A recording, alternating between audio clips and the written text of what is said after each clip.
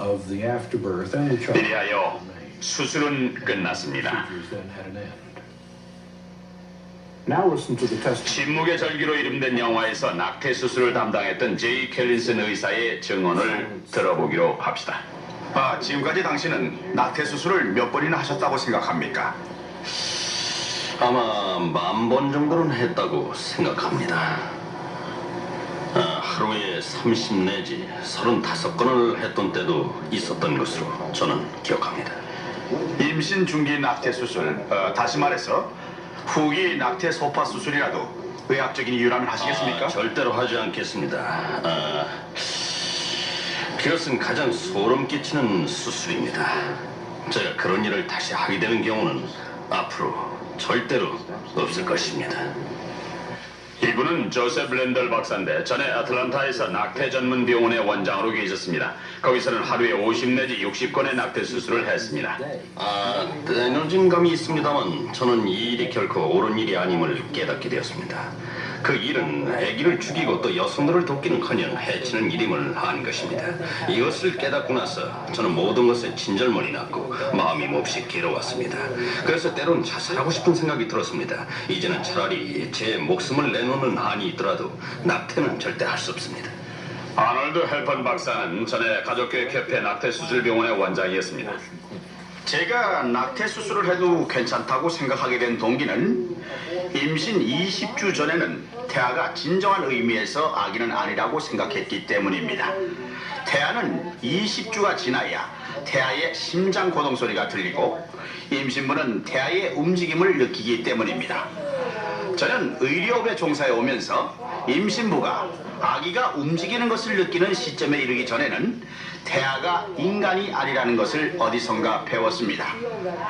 또 배운 것 같습니다.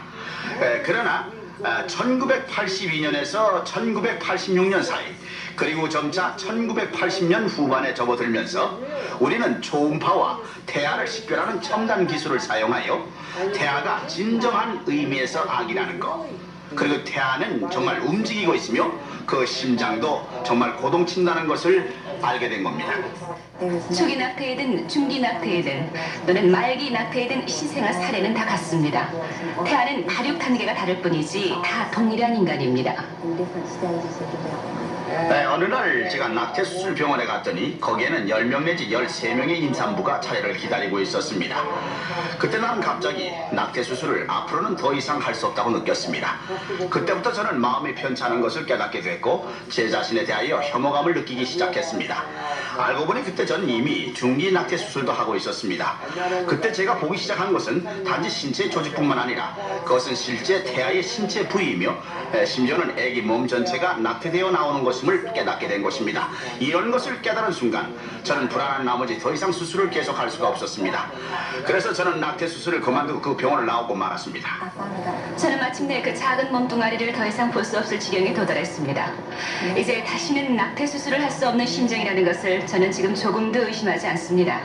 우리는 의사로서 인간을 치유하는 고귀한 직업을 부여받은 사람들입니다. 그런데 우리가 인간을 살해하는 일을 하게 되면 그것은 우리들의 본래 사명을 저버리는 것이 됩니다. 의술은 사람의 생존력에 대한 그동안의 우리의 개념을 급속히 또 근본적으로 바꿔놓고 있습니다. 그것은 이제 조산아도 생존할 수 있는 능력이 있다는 사실 때문입니다. 오늘날 임신 6개월에 태어난 아기도 65%의 생존 가능성이 있고 그중 80%는 완전히 건강하게 성장합니다. 신생아 전문가들은 기간이 갈수록 더 어린 미숙아들을 살리고 있습니다. 이 아기는 르테킹이라는 아기인데 지금 나이는 1년 반이며 건강하고 행복합니다. 그러나 아기는 5개월 만에 태어났습니다. 낙태로 인한 희생자는 이들 태아뿐만 아니라 임신부도 마찬가지입니다.